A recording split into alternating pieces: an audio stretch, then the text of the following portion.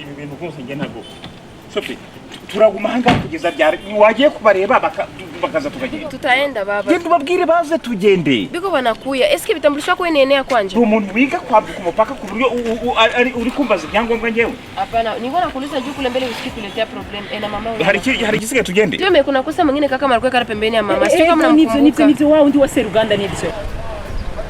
bikwai ni salama mbone kusuna changanyikiwa bikwai yange biganye nyina alizi ko barakuye oviza ku mupaka urumva kutwe baseruganda batambuka umupaka none ngo bambuye ko ngomba kwishura visa kandi amafaranga asigaranye amafaranga yose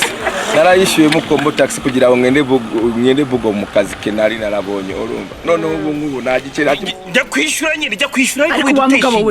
widutesha umwanya twe turi kwihuza ndeke kubatinza icyo mbona mugende baiko kakangu pole sana lakini hata kama uko kutokea hapo unapasha vuka kisu unataka lakini mpaka uko na vitambulisho yote mie kama una ile mimi sitokanta nitakusaidia nini kakangu ahubwo reka basi twumvikana dukusanye duke tumurihira iyo visa ntaratiyo chance y'akazi murazi ubushomeri bw'ubu unyingera bumeze ariko se umva nkubwire rero ibyo muri guteganya byose ntimumbaremo nta mafaranga yo gutinyona mfite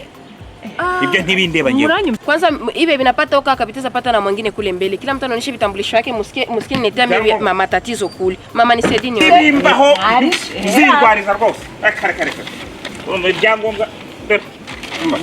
akira reba ariko mujye tugende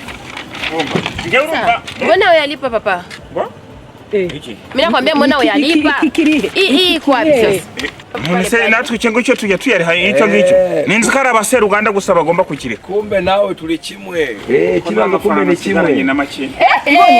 wabibonye yuko ikibazo cy'umwe gitegeza kuturadishinga twese kuko n'inyishu yabyo